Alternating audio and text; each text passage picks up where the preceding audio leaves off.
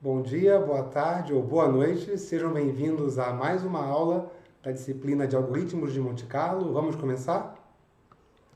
Bom, no roteiro para a aula de hoje, a gente vai ver Rejection Sampling, que é a amostragem por rejeição, depois alguns exemplos, depois Importance Sampling, mais exemplos e uma generalização dessa técnica. Então, a aula de hoje tem a ver com técnicas de amostragem que são muito fundamentais. Então, vamos começar falando sobre Rejection Sampling. É uma técnica fundamental para a geração de amostras de variáveis aleatórias no contexto de algoritmos de Monte Carlo, mas também no contexto de Markov Chain de Monte Carlo, que a gente vai ver aqui em aulas futuras. A ideia consiste em utilizar uma distribuição de probabilidade simples para gerar amostras de uma distribuição de probabilidade mais complicada. Então vamos supor que x e y são duas variáveis aleatórias que têm distribuições p de x e q de x definidas no mesmo domínio. Então p de x aqui, né, é a probabilidade de x ser igual a x, e q de x é a probabilidade de y ser igual a x. Então são duas distribuições de probabilidade diferentes. Agora vamos assumir que q de x é menor ou igual que c vezes p de x para alguma constante c que a gente vai escolher e para todo x. Ou seja, c vezes p de x é uma função envelope para q de x, porque todos os valores de q de x são menores ou iguais que c vezes p de x. Agora vamos supor que você sabe gerar amostras para a variável aleatória x. E a pergunta é como é que eu posso utilizar isso para gerar amostras para a variável aleatória y. Então, Rejection Sampling faz justamente isso. Esse algoritmo que a gente está vendo aqui foi proposto por Von Neumann, e a ideia consiste de, primeiro, gerar um valor a partir da variável aleatória que você sabe gerar, p de x. Depois eu gero uma uniforme u entre 0 e c vezes p de i. E repara que esse i que eu estou utilizando aqui é o i que foi gerado no passo 1. Depois, no passo 3, se meu uniforme for menor do que q de i, eu retorno essa amostra aí. Caso contrário, né, se a uniforme for maior ou igual que q de i, eu volto para o passo 1. Então, graficamente, é sempre mais fácil de entender. Está aqui a função q de x, em azul, que é a distribuição, digamos, complicada.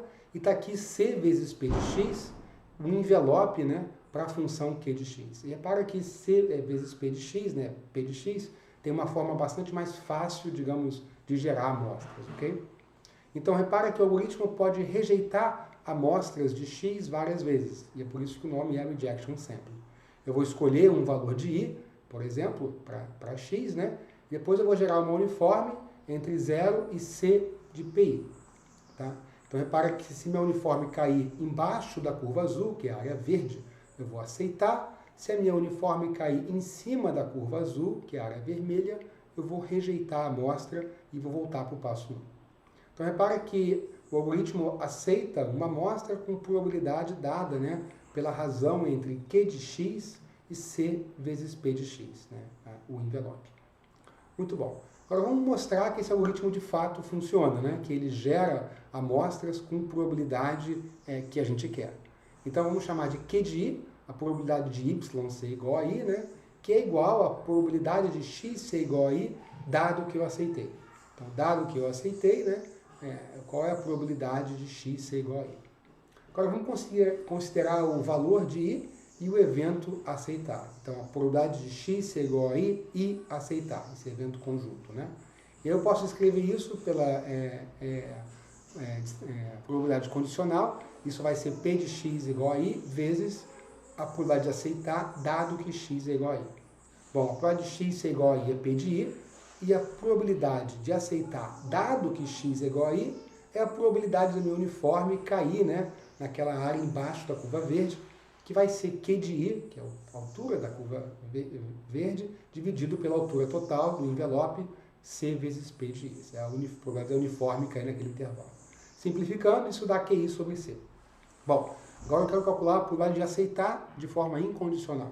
Então aqui eu posso aplicar a probabilidade total, né, e somar para todo o valor de i. Então eu olho para a distribuição conjunta, x igual a i e aceitar, e somo isso para todo o valor de i. Então a probabilidade da conjunta, né, a gente pode calcular em cima, é qi sobre c, e isso vai ser igual a 1 sobre c, porque c é constante, Se eu somar QI para todo I, isso daí que me dá 1. Então, repare que ao final de cada rodada do algoritmo, ele vai aceitar com probabilidade 1 sobre C. Então, isso vai ser um valor-chave já que a gente vai ver. Então, a gente sabe, então, agora que a probabilidade de x ser igual a i dado aceitar, eu posso aplicar de novo aqui a probabilidade condicional, é a conjunta dividido por aceitar, que vai ser igual a Q de i. Só você substituir aí. Ou seja, o algoritmo promete, entrega aquilo que ele promete, que é gerar amostras com a distribuição dada por Q de i. Ok? Muito bom. Então, repara que a cada rodada o algoritmo aceita com probabilidade 1 sobre C. Então, ele vai rejeitar amostras, né? E vai aceitar as amostras, e 1 sobre C é a probabilidade de eu aceitar. Então, o número de rodadas, né, o número de amostras até aceitar, obviamente, vai ser aleatório. E que distribuição é essa, né? Bom, se você pensar um pouquinho, eu vou falhar e aceitar. Isso é exatamente a distribuição geométrica com parâmetros 1 sobre C, que é a probabilidade de eu aceitar. Então, o valor esperado dessa geométrica é 1 sobre o parâmetro dela, né? Então, 1 sobre C é C. Então, a complexidade de caso médio para o rejection sampling é C. Para cada amostra, eu tenho uma complexidade, um tempo, né? C, para gerar uma amostra na média. Então, repara que escolher esse valor de C é muito importante, porque eu preciso escolher C grande o suficiente, né? Para que ele seja para que C vezes P de x seja um envelope para Q de x, mas eu gostaria que ele fosse pequeno para manter o algoritmo eficiente. Tá? Então, o valor vai depender, né, justamente, o valor de C vai depender da distância aí entre Q de x e P de x. Se eles forem muito diferentes, né, isso pode demandar um valor de C muito grande para tornar C vezes P de x um envelope para Q de x.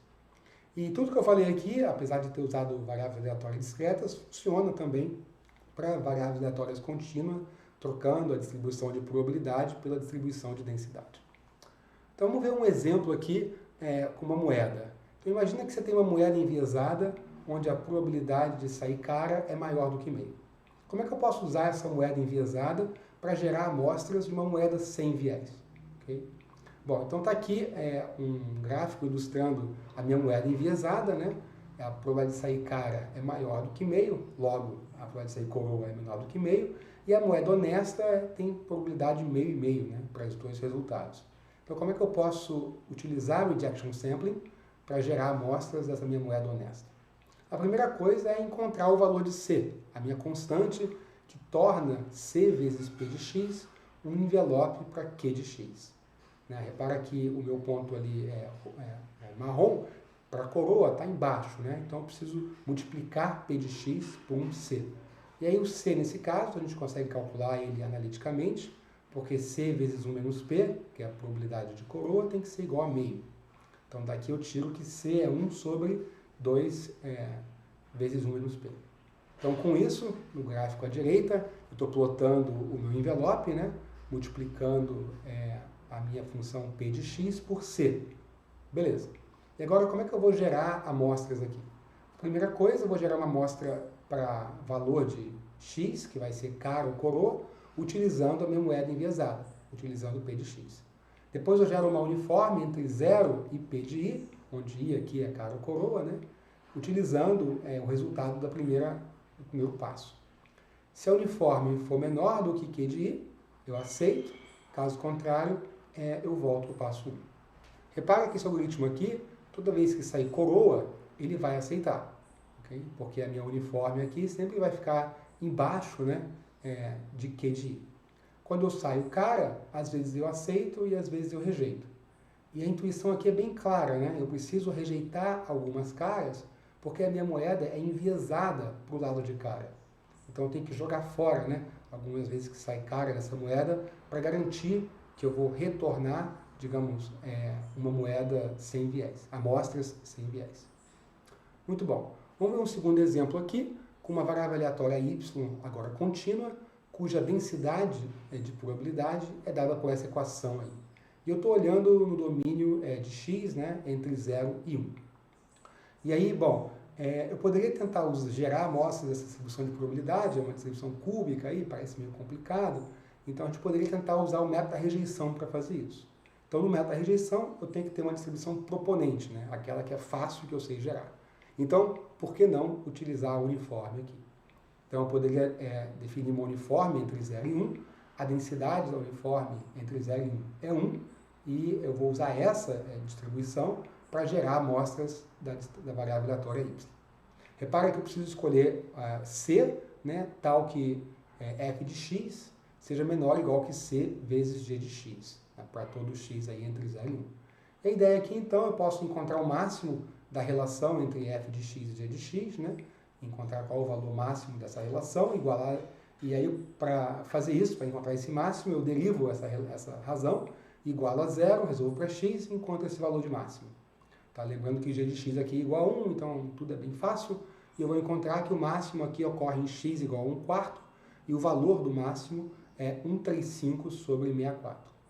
Então, perfeito, isso vai ser o valor da minha constante. Então, g de x vai ter que ser multiplicado por esse número para que ela seja um envelope para f de x. Muito bom.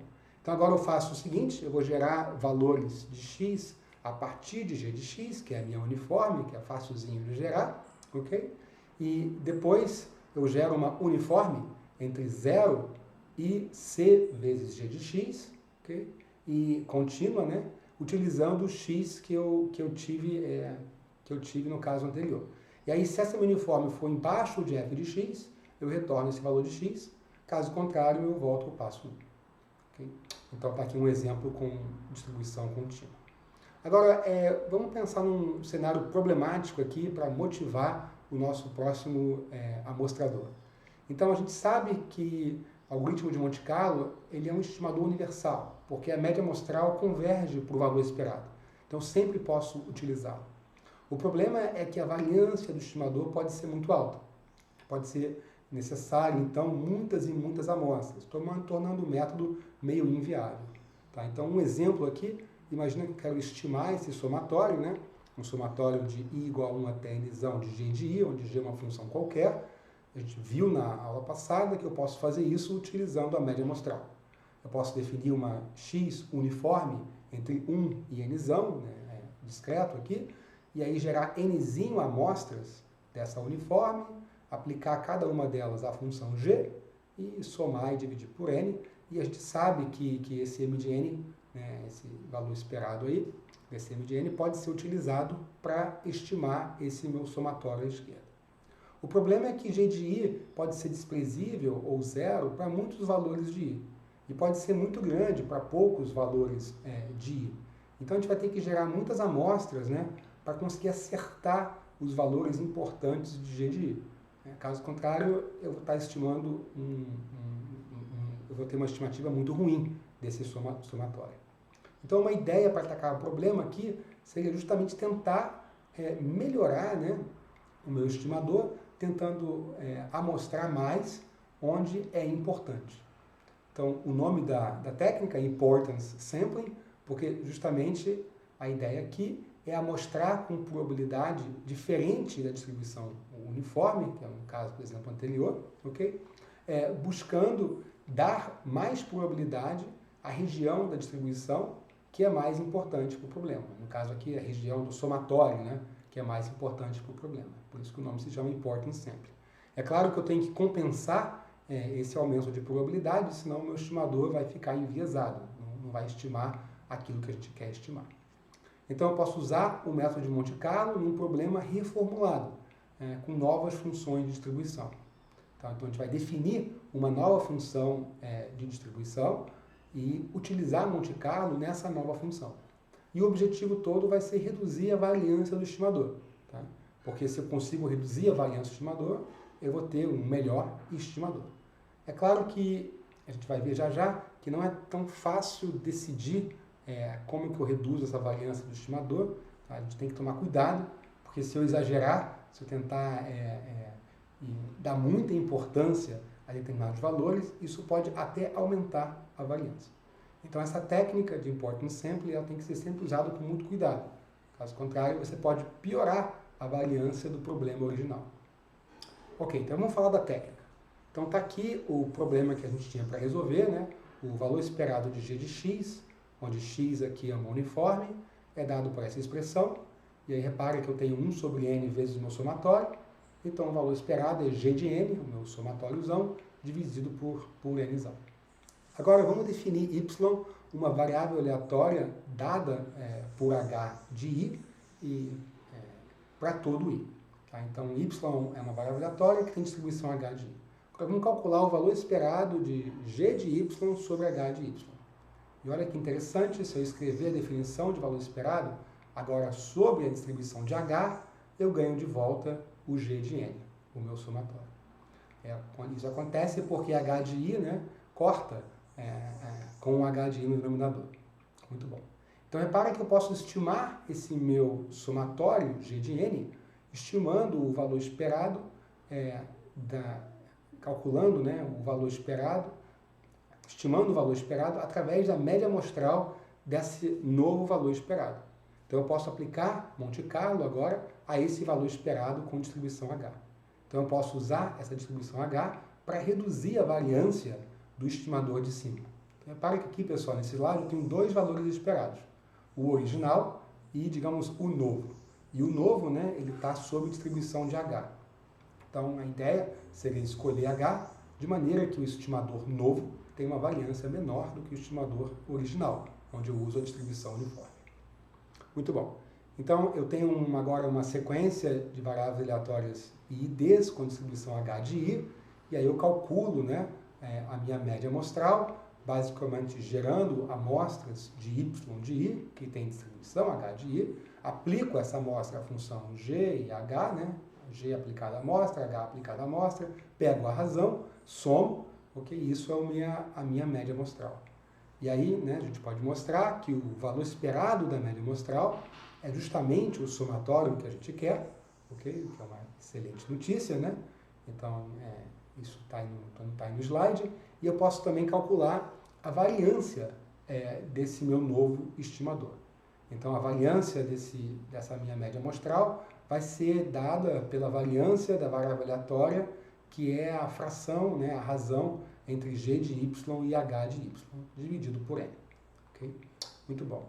Então, a gente já sabia disso, a minha média amostral converge para g de n, e a variância desse estimador vai depender da variância, né, de g de y sobre h de y, essa variável aleatória que é uma razão de funções. Muito bom. Então, vamos olhar para a variância dessa nova variável aleatória, né? Então, a gente tem que g de y sobre h de y, né? E y tem distribuição h. Tá? Então, eu posso calcular essa variância. Então, a variância dessa variável aleatória, que é a razão, pode ser escrita como o valor esperado, né, da razão ao quadrado, menos o quadrado do valor esperado. Isso é uma propriedade da variância. Esse meu segundo termo, né, o valor esperado de g de y sobre h de y ao quadrado, esse valor esperado é justamente o nosso g de n, que a gente calculou no slide anterior. Ok. Então, eu tenho só o segundo momento, né, que é basicamente a razão ao quadrado. Eu posso aplicar a definição desse valor esperado, e aí eu vou ter que isso é igual a esse somatório aí, de g de i ao quadrado sobre h de i para todo i. Então, repara que o valor esperado da razão não depende de h, né, porque é igual ao meu somatório g de n, mas o segundo momento depende. Então, a variância da minha média amostral depende apenas desse segundo momento. Então, esse segundo momento vai ser chave para desenhar um método que tem uma variância menor, né, do que o método original, que utiliza apenas a distribuição uniforme. Vamos ver um exemplo, para tentar deixar mais claro tudo isso. Imagina que eu queira calcular esse somatório aqui por um certo valor de nzão. Okay? Então, não tem nada de aleatório aqui, g é uma função, estou somando ela para i igual a 1 até n, e vamos supor que essa minha função é i vezes log de i. Okay? E nzão é um número qualquer, tipo 1 milhão. Okay? Muito bom. E aí, então, vamos definir y de i, uma sequência de variáveis aleatórias com distribuição h de i. Okay? Então, nosso objetivo é desenhar uma h de i para tentar estimar, né, esse somatório. Então, a primeira opção nossa vai ser h de i a uniforme. H de i vai ser 1 sobre n para todo i, ou seja, h de i é uniforme no intervalo 1 nzão. que é o que a gente estava fazendo até a aula de hoje. Ok? Então, qual é o segundo momento nesse caso? Posso calcular o segundo momento aplicando a equação que a gente obteve no slide anterior, e eu vou ter essa equação aqui para o segundo momento. Ok? Muito bom. Agora, como é que eu reduzo esse número? Né? Como é que eu reduzo o segundo momento? Qual é uma ideia aqui? Bom, uma ideia seria escolher h de i que seja proporcional a g de i. Repara que a h de i uniforme, ela dá probabilidade igual, né, para todos os valores de i. E se você olhar para g de i, né, g de i ela cresce polilogaritmicamente, né, i vezes log de i. Então, talvez uma ideia boa seria dar mais probabilidade para valores maiores de i, porque, né, valores maiores de i vão contribuir mais para esse somatório. Então, essa seria a ideia de aplicar importance sampling aqui. Desenhar uma h de i que combina melhor com g de i, que é uma função crescente aí em i. Então, vamos pegar uma opção, essa seguinte opção aqui. H de i vai ser i sobre K2, ou seja, h de i é linearmente proporcional a i. K2 aqui é só a constante normalização para que h de i seja uma função de distribuição de probabilidade. Então, K2 aqui é 1 mais 2 mais 3 até mais n, que tem fórmula fechada. Então, repare que essa h de i aqui, né, ela dá mais probabilidade a amostras com valores de i maiores.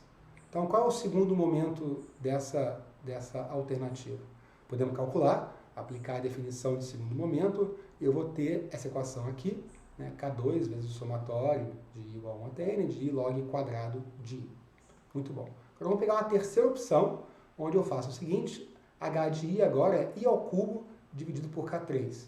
Ou seja, h de i ainda é proporcional a i, mas agora é com um fator muito mais forte, né? Com um fator cúbico, ao invés de um fator linear, como na opção 2. Então, K3 aqui, né, vai ser 1 ao cubo, mais 2 ao cubo, mais 3 ao cubo, que é a minha constante normalização, para que h de i possa ser uma distribuição de probabilidade. Então, vamos calcular o segundo momento, e eu tenho agora essa expressão aí para o segundo momento. Repara que K3 aparece multiplicando o somatório. Okay? Então, repara que, olhando para aqui, né, o somatório da opção 3 é menor do que o somatório da opção 2, ok? Mas a constante que está multiplicando o somatório é maior, é cúbica aqui, enquanto no K2 é quadrática. Na verdade, é cúbica não, é a quarta potência. Né? K3 aqui é uma constante onde n elevado a 4 aparece. Muito bom. Agora vamos pensar qual seria a melhor opção dessas três alternativas. Né? A melhor opção é que tem menor variância, ou seja, menor segundo momento, né? Porque a gente viu que o primeiro momento é igual nos três casos.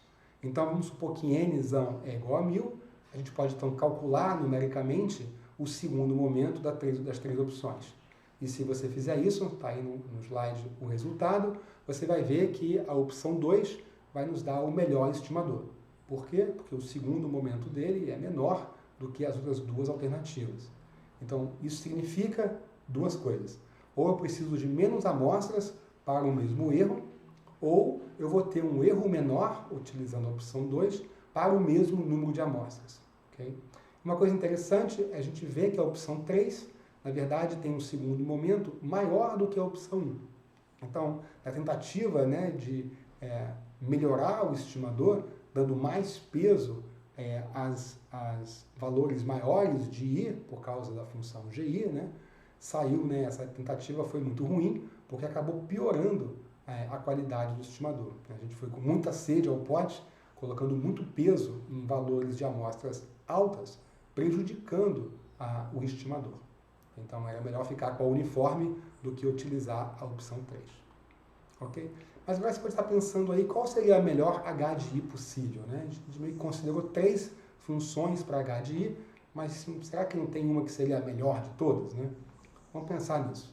Então, a melhor h de i seria a h de i que induz variância zero. Esse é o melhor que você pode fazer, né? Escolher uma h de i cuja variância desse estimador seja zero. Okay? Por que não? Então, vamos pensar na variância dessa razão de g sobre h, escrevendo aqui o valor esperado, né? A definição de variância, que é o valor esperado da função menos a média ao quadrado.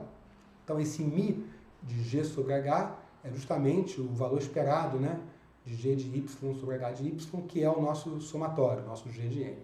Ok? Então, eu consigo escrever esse valor esperado, a definição dele está aí do lado direito, né? E agora o nosso problema é tentar minimizar essa soma. Bom, uma maneira de minimizar essa soma é fazer de g de i sobre h de i ser igual a meu mi de g sobre h. Esse meu valor esperado. Porque se eu fizer isso, né, basicamente a soma vai ser zero. Se eu fizer escolher h de i tal que g de i sobre h de i seja esse valor esperado, para todo i, isso vai me dar a variância zero. E, a princípio, a gente escolhe h de i, né? Quem está definindo h de i somos nós. Então, por que não escolher h de i tal que essa condição seja satisfeita? Qual é o problema aqui, né?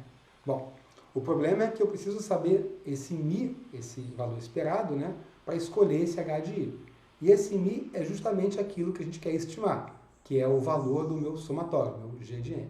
Então, a gente não consegue definir uma h de i perfeita, porque a gente não conhece, né, o valor esperado, que é justamente aquilo que a gente quer estimar. Então, uma ideia é tentar aproximar essa relação, né, tentar diminuir a variância utilizando algum tipo de heurística, algum tipo de conhecimento sobre o domínio. Muito bom. Agora eu vou falar de uma generalização dessa técnica, que é aplicar ela para valores esperados, não só para somatórios. Então, supor que a gente quer calcular um determinado valor esperado de uma função de uma variável aleatória. Então, x aqui tem distribuição dada por f, e eu quero o valor esperado de g de x. Então, por definição, né, isso é a soma para todo i de g de i vezes f de i. Agora, a gente pode aplicar importance sampling aqui para tentar melhorar a qualidade do estimador, né, que vai tentar estimar esse valor esperado. Em particular, né, a ideia vai ser a mesma, eu gostaria de mostrar regiões que são mais importantes para a função g, regiões que têm mais massa, né, mais valor. Okay? Então, eu posso definir uma outra distribuição, h, para a variável aleatória x, e a única restrição que eu preciso ter é que se f de i era positiva, ou seja, se a distribuição original coloca a probabilidade não nula para o valor i, h de i tem que fazer o mesmo. H de i tem que ser maior do que zero nesse caso. Mas, fora isso, eu posso escolher qualquer h de i.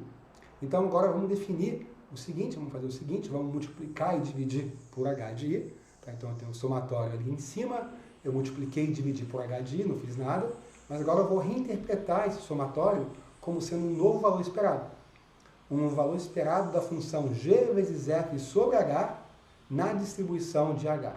Então, repara que eu estou usando esse subscrito h aí, né, para denotar claramente que eu estou olhando para o valor esperado sobre a distribuição h. Então, olha que interessante, o valor esperado de g de x, onde x tinha distribuição dada por f, pode ser escrito por um outro valor esperado, onde eu tenho a distribuição h agora. Muito bom. Tá? Então, esse meu novo valor esperado, e de h, pode ser estimado, então, gerando amostras de h. Okay? Então, repara que x aqui, né, a variável aleatória x, nesse e de h, tem distribuição h. Então, a gente pode, de novo, reduzir a variância escolhendo um h que vai ter escolhendo um h que tem uma variância menor para o meu estimador. Muito bom. Então, vamos voltar aqui à ideia de calcular esse valor esperado de g de x, né? Está aqui a minha definição, lembrando que f de i é a probabilidade de x ser igual a i, ok? E aí eu quero fazer isso por quê, né?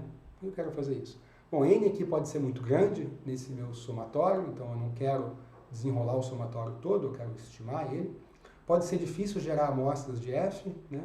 E g de i pode não combinar com f de i. Esse meio que são os três cenários onde você gostaria de aplicar importance sampling a esse problema. Então, de novo, eu vou usar uma função h para gerar amostras, essa aqui é a nossa restrição, e isso aqui é o nosso resultado. Então, a gente pode estimar esse novo valor esperado utilizando o método de Monte Carlo, e esse novo valor esperado é igual ao valor esperado que a gente quer calcular. Então, está aqui o algoritmo de Monte Carlo para estimar esse valor esperado.